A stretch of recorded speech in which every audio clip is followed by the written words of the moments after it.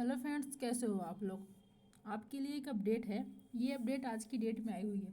आज आपकी कितनी तारीख है? आज आपकी 12 तारीख है। ठीक है, 12 तारीख की डेट में आपका अपडेट आया हुआ है। क्या आया हुआ है कि जो आपकी शिक्षक भर्ती है जो नई वाली है, तो उसमें क्या है, नए नियम आए हैं। ठीक है, क्या है, नए नियम लागू हो गए हैं। तो इसको हम क्या कह सकते हैं, नई शिक्षक नियमावली। तो जो नए नियम लागू हुए हैं उस पर क्या है, आपत्ति जताई जा रही है। लोग क्या है, उस पर आपत्ति जता रहे हैं कि जो नई नियमावली, नई शिक्षक नियमावली आई है उस पर आपत्ति जता रहे हैं कि ये सही नहीं है। उसका क्या कर रहे हैं, उसका विरोध कर रहे हैं। ये कह रहे हैं इसको हटाओ। ठीक है, हटाने का विरोध कर रहे हैं कि ये जो नियम आई है ये सही नहीं है। देखो नियम क्या है, देखो आप, शिक्षक संघ ने डिपार्टमेंट एग्ज़ाम का किया समर्थन। क्या है, जो शिक्षक संघ ने जो डिपार्टमेंट का एग्ज़ाम है उसका किया समर्थन। 3 बार फेल होने पर सर्विस से हटाने का विरोध। जो कोई 3 बार मतलब फेल होता है उस पर सर्विस से जो हटा दिया जाएगा उसको विरोध कर रहे हैं कि ऐसा नहीं होना चाहिए। ठीक है, आपत्ति जता रही है, आपकी नई नियम वाली आई है। ठीक है, देखो क्या है, एक पूरे डिटेल में देखते हैं हम लोग। यहाँ देखो, यहाँ देखो आपका पूरा डिटेल में आ गया। यहाँ क्या आ गया देखो एक बार, देखो यहाँ पर क्या है, बिहार में कार्यरत 4 लाख नियोजित शिक्षकों को राज्यकर्मी का दर्जा मिलने का रास्ता साफ हो गया है। ठीक है, क्या है, बिहार में कार्यरत, कार्यरत मतलब जो बिहार में कार्यरत जो कार्य कर रहे हैं, कितने लोग, 4 लाख नियोजित शिक्षकों को राज्यकर्मी का दर्जा मिलने का रास्ता क्या है, साफ हो गया हो। क्या है, कर सकते हैं, राज्यकर्मी का दर्जा मिलने का जो उनका रास्ता है वो बिल्कुल क्या है, साफ हो गया है। इसे लेकर बिहार सरकार ने नियोजित शिक्षकों के लिए एक नई नियमावली बनाई है। जो उनका रास्ता क्या है, राज्यकर्मी का दर्जा मिलने के लिए जो नियोजित शिक्षक है, ठीक है, कौन है नियोजित शिक्षक, कितने हैं, 4 लाख। तो उनका, ताकि उनको कौन सा दर्जा मिले, राज्यकर्मी का दर्जा मिलने के लिए क्या है, रास्ता साफ हो गया है। इसलिए इसे लेकर जो बिहार सरकार है आपकी, उन्होंने क्या करा है, नियोजित शिक्षकों के लिए एक नई नियमावली बनाई है। ठीक है, इनके लिए क्या बनाई है, आपकी नई नियमावली बनाई है। देखो क्या बनाई है नई नियमावली, इसे बिहार शिक्षक नियमावली 2023 नाम दिया गया है। इसे क्या दिया गया है, बिहार शिक्षक नियमावली 2023 का नाम दिया गया है। नई नियमावली के मुताबिक क्या है, देखो, शिक्षकों को राज्यकर्मी बनने के लिए कॉम्पिटेंसी एग्जाम समक्ष परीक्षा देना होगा। ठीक है, क्या देना होगा, आपका समक्ष परीक्षा देना होगा।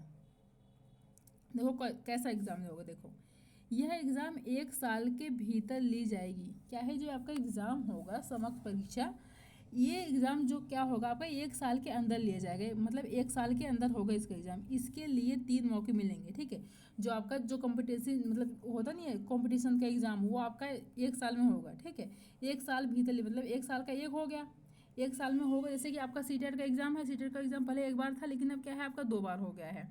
2 बार हो गया है साल में, लेकिन जब आपका 1 बार था तो 1 बार मान लो, तो यही लागू किया गया है। आपका समक्ष परीक्षा है कि 1 साल में 1 बार लिया जाएगा। इसके आपको क्या मिलेंगे, 3 मौके मिलेंगे। मतलब 3 साल आपका 3 साल का आपको टाइम मिलेगा।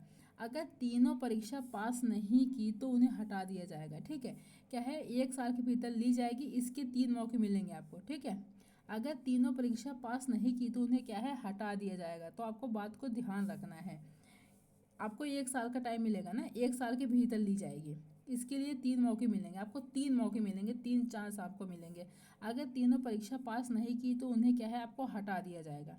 एक और जहां अलग अलग शिक्षक संघों ने सरकार के इस फैसले का स्वागत किया है, कुछ लोगों ने क्या करा है, अलग अलग जो शिक्षक संघ है उन्होंने स्वागत किया है, वहीं दूसरी तरफ क्या हुआ है, वहीं दूसरी ओर कई बिंदुओं पर आपत्ति भी जताई जा रही है। कुछ लोग का कहना ये है कि जो नई नियमावली आई है, जो मौका मिलेगा, 3 बार मौका मिलेगा, ये तो सही है, लेकिन कुछ लोग क्या है, आपत्ति जता रहे हैं। और सहमत कौन से लोग हैं, आपके शिक्षक संघों को, कि क्या है, सरकार सहमत है, लेकिन कुछ लोग क्या है, आपत्ति जता रहे हैं कि ये सही नहीं होना चाहिए। ठीक है, आगे देखो, आगे आपका क्या है, टीईटी शिक्षक संघ के प्रदेश अध्यक्ष नीतीश कुमार, कौन, नीतीश कुमार ने कहा कि सरकार का यह फैसला स्वागत योग्य है। ठीक है, कौन है, अध्यक्ष संघ के, कौन है, अध्यक्ष नीतीश कुमार का क्या कहना है, जो सरकार ने जो फैसला लिया है ये अच्छा फैसला है, इसको क्या है, इस फैसले का उनको क्या है, आदर करना चाहिए, स्वागत करना चाहिए। लेकिन प्रस्तावित नियमावली के कई बिंदुओं पर हम सभी को आपत्ति है। ठीक है, क्या है, जो प्रस्तावित नियमावली के कई बिंदु पर क्या है, हम सबको आपत्ति है। क्योंकि नीतीश कुमार का क्या कहना है, ये तो सही है, ये तो अच्छा है जो सरकार ने फैसला लिया, लेकिन हमें क्या है, इस पर आपत्ति है, ऐसा नहीं होना चाहिए। वहीं प्रदेश संयोजक राजू सिंह एवं सभी शिक्षक नेताओं ने एक स्वर में सरकार से यह मांग की है कि प्रस्तावित परीक्षा का सिलेबस और पैटर्न क्या है आपका प्रस्तावित परीक्षा का जो सिलेबस है और जो आपका पैटर्न है पूर्व में नियोजित शिक्षकों के लिए आयोजित दक्षता परीक्षा दक्षता परीक्षा के एक मिनट के अनुरूप ही रखा जाएगा। क्या रखा जाएगा? जो आपका सिलेबस है, पैटर्न है, वो जो आपका पहले का पूर्व मतलब जो पूर्व नियोजित शिक्षक जो मतलब पहले होता था उसी के अकॉर्डिंग क्या है आपका रखा जाएगा। आपका दक्षता परीक्षा उसी के अकॉर्डिंग रखा जाएगा। ऐसा नहीं है क्या है आपको चेंज किया जाए।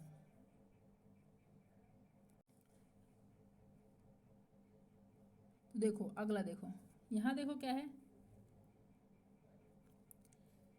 यहाँ आपका है देखो नियोजित शिक्षकों की समस्याएं होंगी दूर। जो आपके नियोजित शिक्षक है उनकी समस्याएं होंगी दूर। देखो कैसे दूर होंगी। शिक्षक संघ ने मांग की है, शिक्षक संघ ने क्या मांग की है कि नई नियमावली लागू होने से 1 महीने के भीतर ही कॉम्पिटेंसी एग्जाम कराया जाएगा। ठीक है, क्या होगा जब आपकी नई नियमावली लागू होगी, होने के 1 महीने के भीतर ही क्या होगा, जब आपकी लागू हो जाएगी तो 1 महीने के भीतर ही क्या होगा आपका कॉम्पिटेंसी एग्जाम कराया जाएगा। 1 महीने के अंदर ही 3 बार परीक्षा में फेल होने पर सेवा मुक्त करने के प्रावधान को हटाया जाए। क्या किया जाए आपका 3 बार परीक्षा में फेल होने पर सेवा मुक्त करने के प्रावधान को क्या है आपका हटाया जाए। यह प्रावधान किसी भी सूरत में शिक्षकों को स्वीकार नहीं है। क्या है ये जो आपका लगाया गया है कि हाँ मतलब कि अगर 3 बार आपको मौके मिलेंगे, अगर फेल हो गए फिर आपको हटा दिया जाएगा।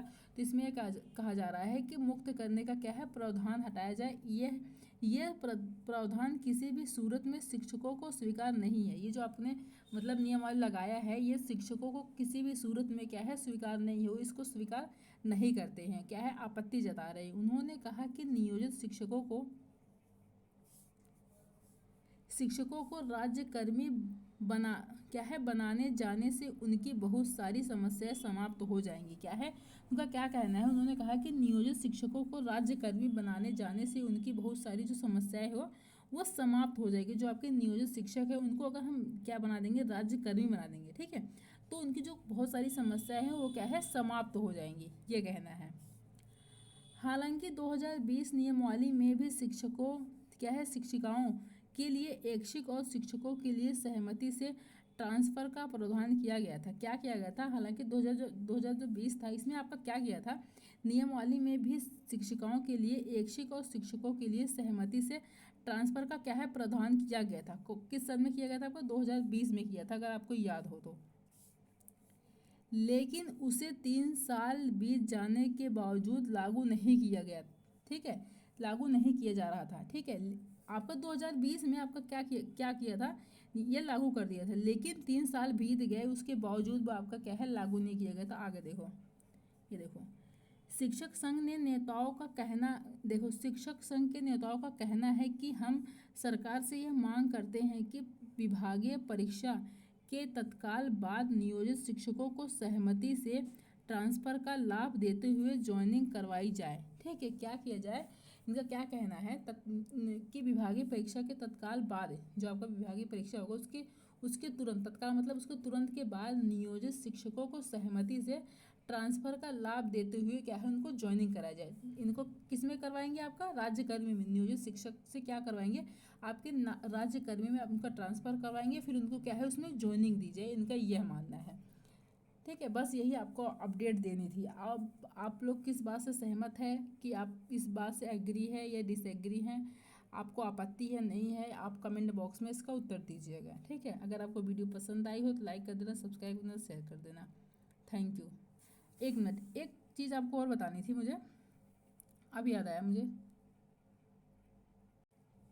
देखिए मुझे आपको क्या बताना था, जो आपकी नई नियमावली जो लागू हो रही है इसमें आपका क्या होगा, जैसे कि आपके 1st लेके 5th क्लास तक के टीचर होते हैं और 6 लेके 8 तक, 9th लेके 10 तक और 11th लेके 12 तक, इनकी सैलरी क्या रहने वाली है एक बार मैं बता देती हूँ। देखो जो आपके 1st लेके, देखो मैं लिखती हूँ 1st लेके 5th तक देखो प्राइमरी लेवल के, इनकी सैलरी रहेगी आपकी 25,000 रुपये। ठीक है, क्या रहेगी? 25,000 रुपये की कौन से प्रति माह रहेगी आपकी? प्रति माह मतलब हर महीने। ठीक है। एक महीने में इनकी कितनी रहेगी? 25,000, फर्स्ट लेके 5th क्लास तक। और जो 6th क्लास है, 6th क्लास से 8 तक के कितनी रहेगी आपकी? 28,000 रहेगी, ठीक है, आपका प्रति माह रहेगा। और जो आपके 9th से लेके 10th क्लास के जो शिक्षक बनेंगे उनकी कितनी रहेगी? उनकी 31,000 रहेगी, ठीक है। और जो आपके 11th और 12th क्लास के पढ़ाएंगे बच्चे जो शिक्षक बनेंगे उनकी आपकी कितनी रहेगी? उनकी आपकी 32,000 रहेगी, ठीक है। उनकी कितनी रहेगी? 32,000 रहेगी प्रति माह। तो ये मैं मुझे बताना भूल गई थी मैं, ये आपका नए नियमावली के तहत आपका लागू हो रहा है। 1 से लेके 5वीं तक के 25,000 रहेगा प्रति माह, 6 लेके 8 तक के जो शिक्षक बनेंगे उनका 28 रहेगा, 9 से लेके 10 तक जो शिक्षक बनेंगे उनका 31 रहेगा, और 11 से लेके जो 12th तक बनेंगे उनका 32 रहेगा, ठीक है। ये आपका बेसिक ग्रेड पे रहेगा। कौन सा? आपका बेसिक रहेगा, याद रखना, ये आपका बेसिक ग्रेड पे रहेगा, ठीक है। बस यही छोटी सी इन्फॉर्मेशन देनी थी। चलिए, अगर आपको वीडियो पसंद आई हो तो लाइक कर देना, सब्सक्राइब करना, शेयर कर देना। Thank you.